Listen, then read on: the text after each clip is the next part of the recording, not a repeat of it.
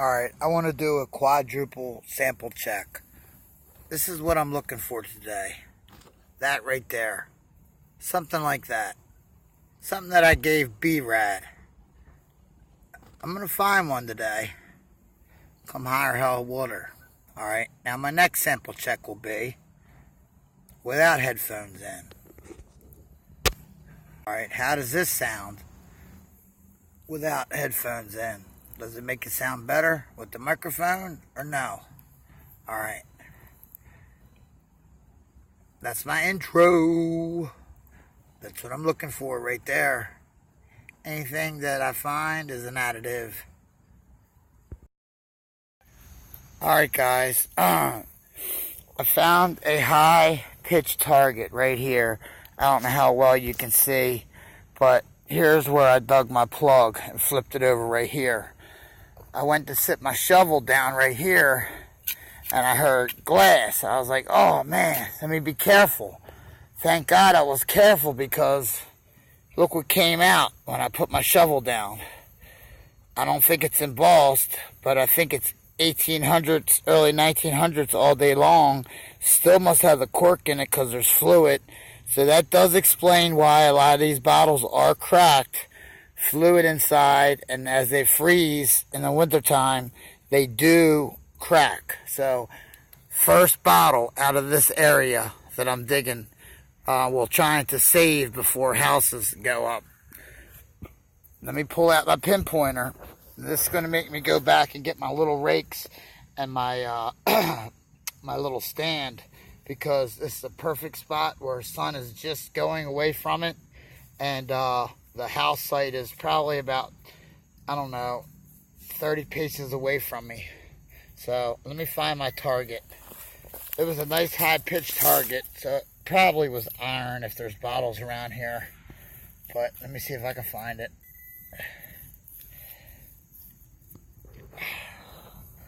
Alright, I'm back into metal detecting, but I do want to bottle dig this site. So it must have been deeper if I'm not finding it that quickly. Or that quick. So let's check the hole. Nothing. Alright. Come on, Paul.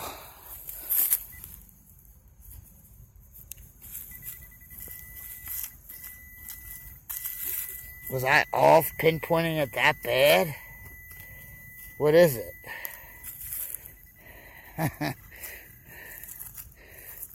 Oh, okay. It looks like it could be a lantern piece.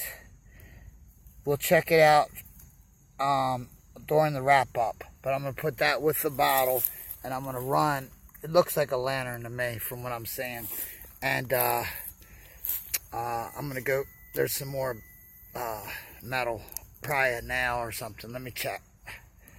I should have my gloves on. Yeah, big nail. Look at that. Big nail. Alright. Let me check a little bit more with iron. This must have been one of their dumps.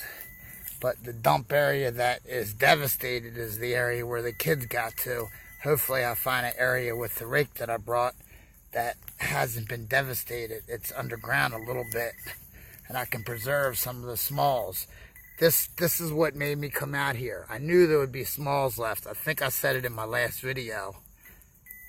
But I wanted to use my detector to find if the smalls were, find the area where the smalls could be.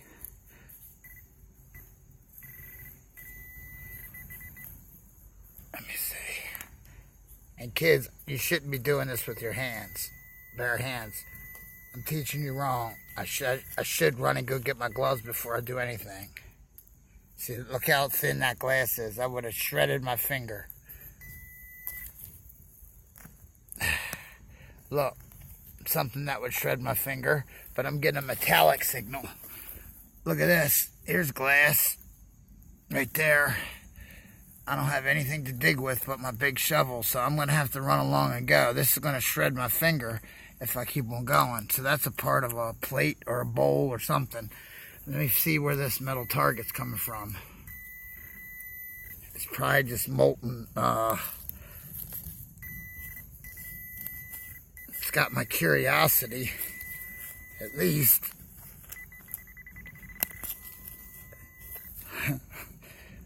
Oh, I'm feeling more glass down there. I wish I had my latch, but I lost it. It's probably their fork or spoon. Unless it's this iron. Is this iron? I thought it was a root. It's this. That's Paul's duh of the moment. Alright, guys. 4 minutes and 43 seconds. Bye. See you on my next find. Alright. With a minute or two of raking, I found my first embossed bottle. I had to grab the camera real quick. I think it was embossed. Yeah. There it is. You guys read it? I don't know if I can read it or not. Maybe the light's on or something. I don't know why the light would come on. But I'll show it to you when I get home. Rim's cracked off of it. But it's almost like the bottle I just found. But that one wasn't embossed. Alright, I'm getting on with it, guys. So I can find you more finds. Alright. I'll see you on the next one. You never know what you'll find out here in the woods. I spotted glass right. Where'd I see it? Oh, no, that's modern. Okay. Oh, yeah. I had to stop with my buckets so I could pick this up. But that's a find there. How old are those? Realistic isn't that old, is it? I'm going to throw it in a bucket. Move on to the next find. Alright. Baltimore bottle digger. Out. Alright, I don't know how you guys can do this one-handed, but I'm going to try it. I took out my headphones. A little bit of iron mixed in.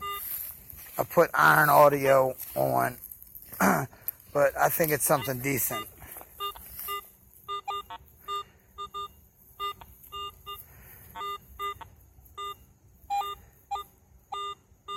Might be rusted now.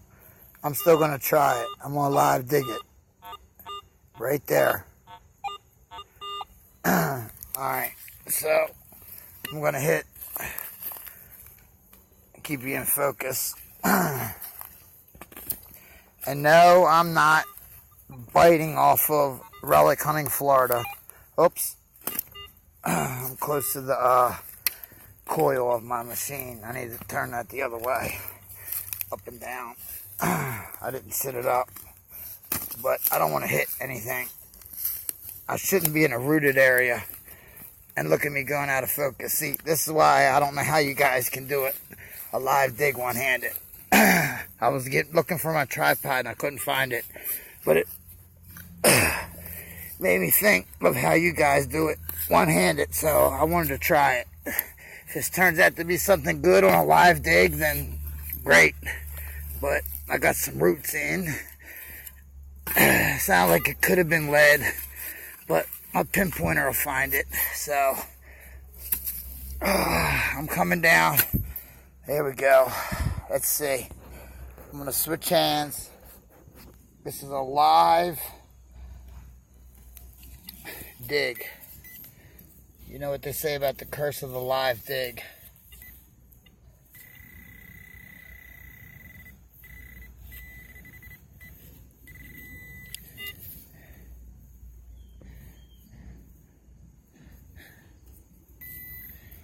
Huh.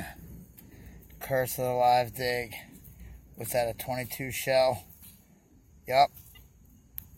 That's how well my detector's going today, though. That's a 22 shell. Let me double check.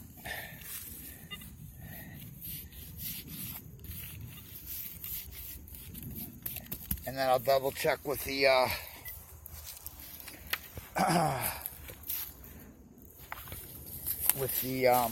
detector. Let me move this away. I hope I'm keeping you guys in frame. Alright. That was it, boys and girls. Alright. On to the next one. Okay. Up until now, this corker was my thinnest bottle. I swear, if you put water or liquid in here, it'd be no more than a shot and a half. That's how thin this bottle is. And it was a corker. So comparison to my yesterday find, look how thin it is. You can see it there of how much liquid would go into there. So that told me that, well, that tells me that there was something that was very strong in this. Probably straight opium. Probably a chemist bottle, some type of bottle. And well, here's a comparison to how thin they are. This is a Castoria. I think it's a Fletcher's Castoria, I think. Yeah, Fletcher's Castoria. That's how thin they are compared to those. These both will turn purple if you have them in the sunlight. I can already tell.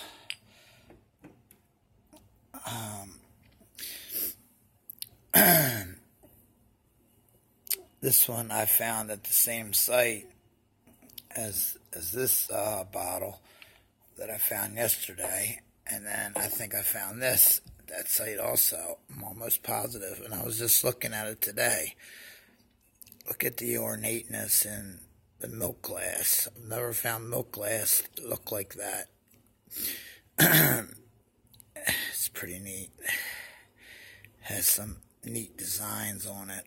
I don't know if you can see it real good.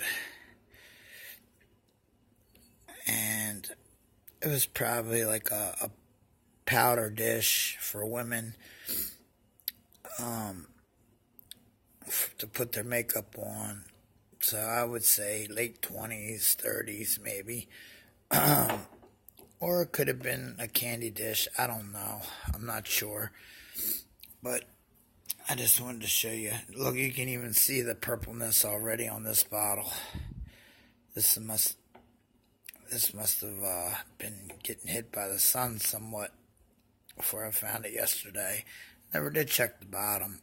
Anything on the bottom? Is there numbers or something? Let's say 55. No. Let's see.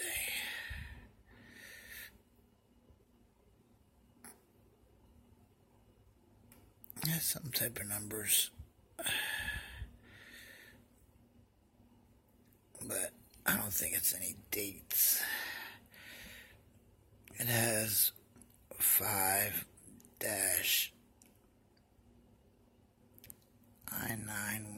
or something like that. 5-993, something like that. I don't know.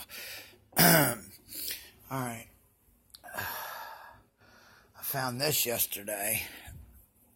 Didn't make anything of it until I saw that it was a bottle. I don't know if it'll come up clear for you. I wish it wasn't broken because it's pretty neat looking. I thought it was the top of a bottle, but it's not. Crudely made, and then it has a slug plate, but it's embossed, and it says